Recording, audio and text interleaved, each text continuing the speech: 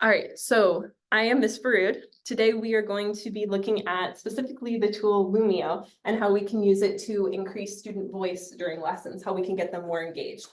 So as we get started, I want you to answer this question. What are some ways that we can actively engage students in a lesson? Think about what you already use, what you've heard of being successful, and go ahead and type in your answer. You can put up to 3 per person.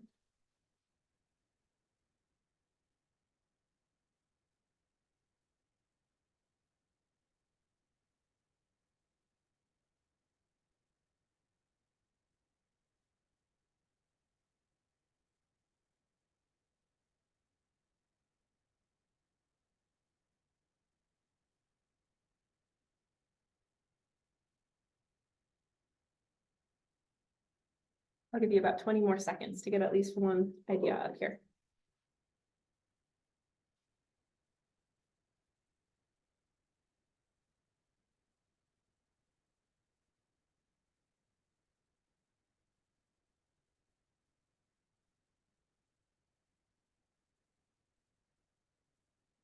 All right, so we've got some great starting ideas here. We have interactive technologies, we have review games, participation in class, whether it's technology or in person, thought-provoking questions, hands-on activities, engaging activities. And all of these ideas are great. Some of them you can use on their own, some of them you use with technology, and Lumio is just going to be one more tool to help you engage students in your lessons. All right, this is the first tool that you can use for everyone to participate. This is a whole class whiteboard. So if you are talking about a topic and you want to include your students, you can have them draw on the whiteboard and they can add their own idea. So what I would like you to do is right now, everyone, please add one thing to our whole class whiteboard. So it can be drawing, they can add text. You guys right now are on the student end, so you can see, please add one thing to our whiteboard.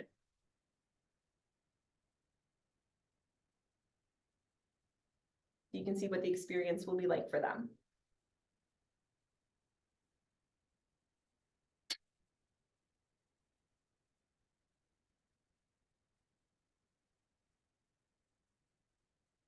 This is an alternative to just drawing up on a regular whiteboard or having one child come up and do work on a whiteboard. They can all participate at the same time. It gets students more engaged. So this is the whole class whiteboard tool. The next tool I want to show you, I'm going to move forward here. The next tool I want to show you are some of the graphic organizers. So this particular one I just have set for the teacher to use, but they have a bunch of graphic organizers you can use and write on. So I could divide this into 2 categories. So say you were doing a debate and you want to do the pros and the cons, you could easily model how to do that up on the class whiteboard, just as you. And then what you can do is give them a handout. So this one is an individual handout. Go ahead and start the activity. So you each have your own handout here. Students would each have their own handout that they could do their own brainstorming on. It's the same graphic organizer that you just saw that you could have done as a whole class modeling activity before they did it individually. So go ahead and draw or write something on your handout.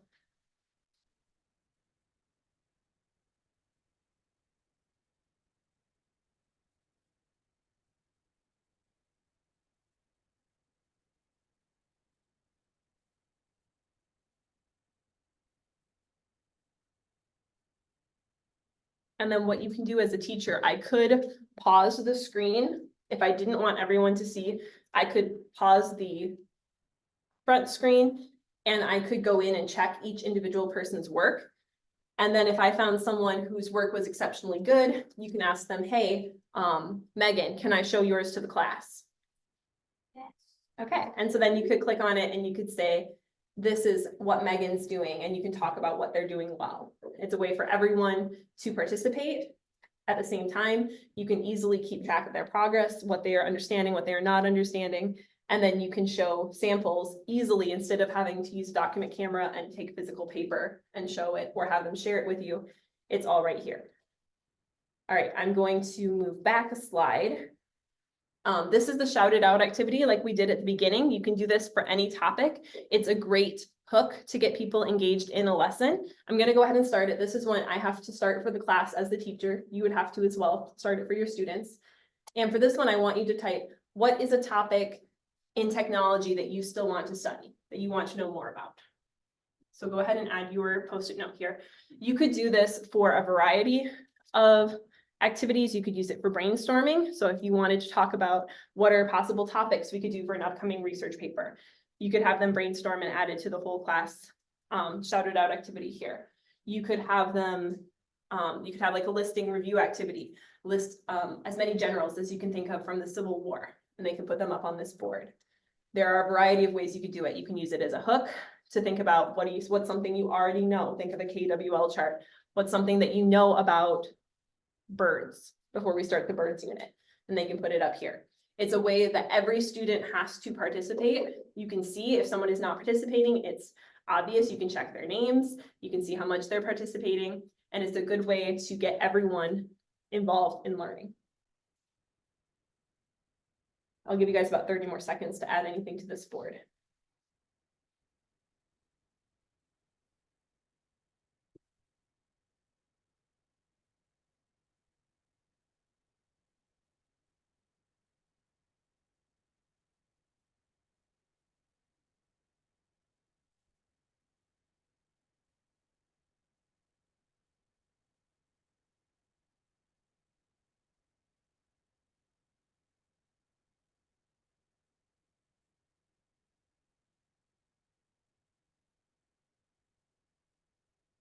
Okay. I'm going to move on to the next slides here. All right, this is a response slide. So go ahead and answer the question. The sample question would be from a Civil War unit. So the students have to identify which general fought for the South in the Civil War. Again, this is engaging every student. You can see how many students answered the question. Your goal would be to have all of them answer. I can show live results if I want to see how many people are answering each one. And so then when it's all done, you can show the results, you can talk about the right answer, and you can end the activity. You could have more than one of them in here. I just put in one as a sample, but if you wanted to have a question partway through your lesson to make sure they're engaged, make sure they were paying attention to the content, you can include that. There's also a lot of interactive simulation activities on Lumio. So this is one for science, for balancing. You can have a simulation lab. I'm going to go ahead and start this one and give you guys a few minutes to experiment with this. So they can add rulers, they can add marks, and then they can experiment with different bricks to see where they would need to put them to balance it and how it affects each one. Go ahead and experiment with this a little bit on your own. I'll give you a minute.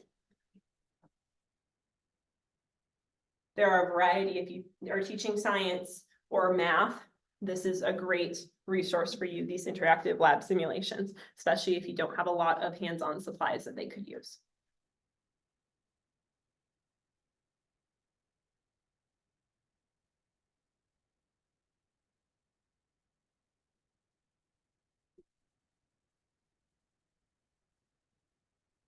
And the benefit here is if you are limited in supplies, say you only had enough supplies for 3 students to do this at a time, the rest of them could be doing it online, so no one's waiting for the hands-on materials to do the project. They can all experiment.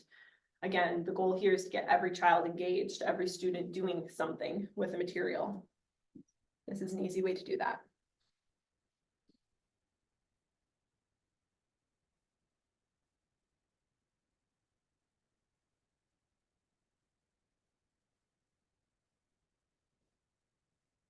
I'll give you about 30 more seconds on this one, and then I'll move to the next topic.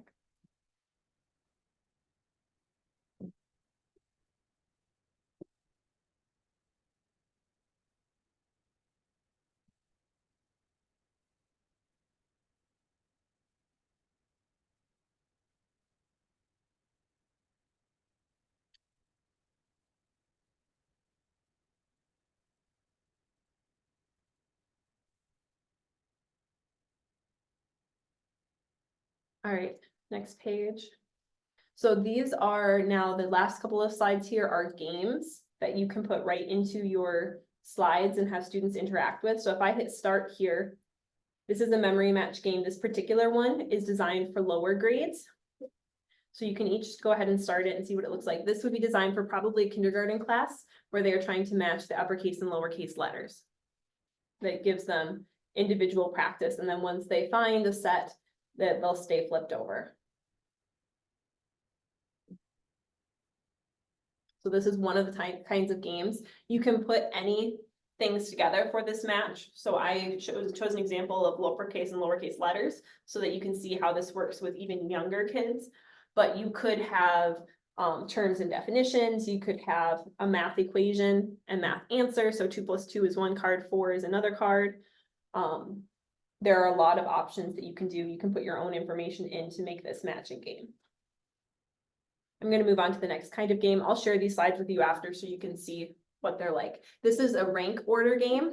So I can choose to model the activity and then I can have you guys do it. So for this one, I want you to rank each of these tools from the ones you are most likely to use in your classroom to the one you think you're least likely to use in your classroom. And so you can set this so that it is automatically graded. This one isn't because there's not a right or wrong answer. But for instance, you can do this with the numbers 1 through 20 and tell them to put them in backwards order. And so then the activity will only be marked as correct when they have 20, 19, 18, 17, and they have them all in the correct order, and they can then self-check. If I set answers, there would be a check mark where they could try it out themselves and check their answers. So this is the rank order activity. I'll give you guys a minute on that one before I switch slides again.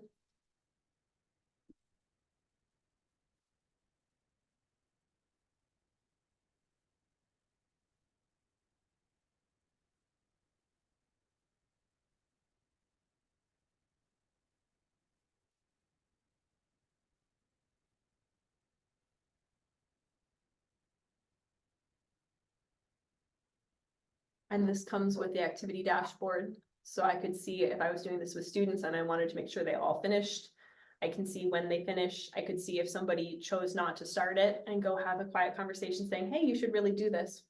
What do you think it would be the first one? If they're feeling not confident in starting on their own. I can see class overview. I could go to individual student progress. I'm not going to show it here because it shows names and scores, but I could then actually check if it was a graded one. I could see, oh, they got 75% correct, and that would work. All right, I'm going to move on, even though I know some of you are still doing it. Like I said, I'll share the slides later. This is the quiz, the monster quiz. So this is a great review activity, even at the end of a lesson, even if it's only a few questions. It could make an exit ticket to see how they were doing. I'm going to go ahead and divide you guys into teams for this. I took these questions are straight from Are You Smarter Than a Fifth Grader? So it's only like 7 questions. Let's see if you guys can, which monster hatches first. Students will get very, very, very involved in this game. And you can see it does give the name and a check mark whenever they get an answer correct, which can lead to a lot of cheering on teammates. Great team spirit there.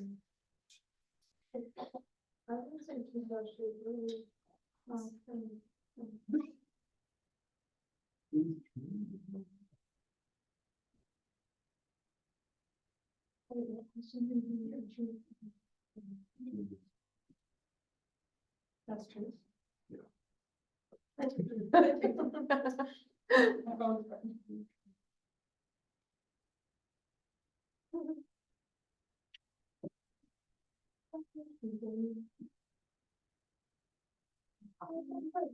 Yes.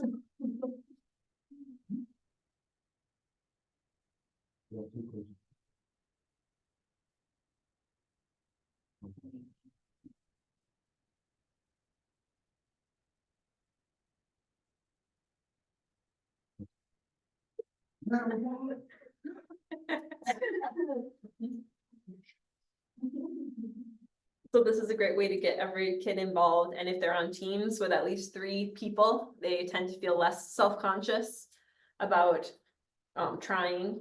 There tends to be a lot of encouragement to keep going. I'm gonna go ahead and, I'll wait. You guys should get to see your monster.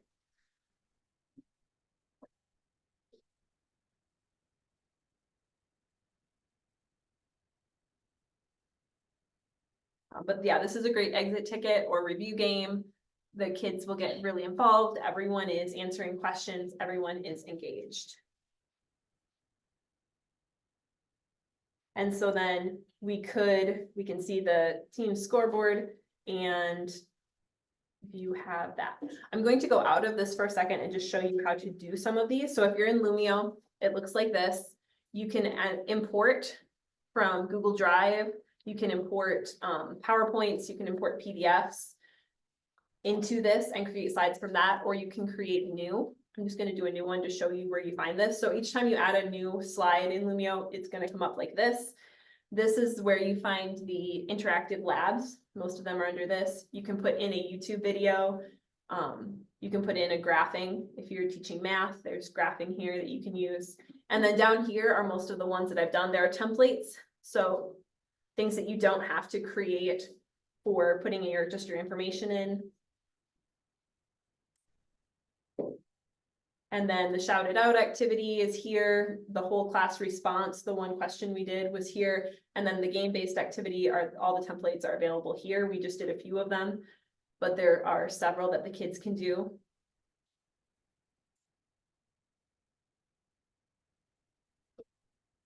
And then down here, you can see questions. There's virtual manipulatives they can use if you teach math. This is where I found the graphic organizer. There are several already made resources for you that are very easy to plug into a lesson to get your kids more engaged. So you could import, if you already have Google Slides, say for a lesson, you could import that and then just add in a shout it out or a response or one of the graphic organizers that will help enhance the lesson and get more students engaged in learning. So then I want you guys to take the rest of this time to create something on Lumio. Create an account, make some slides. You can tie it into a lesson that you're going to teach if you want, or it can just be checking it out for now.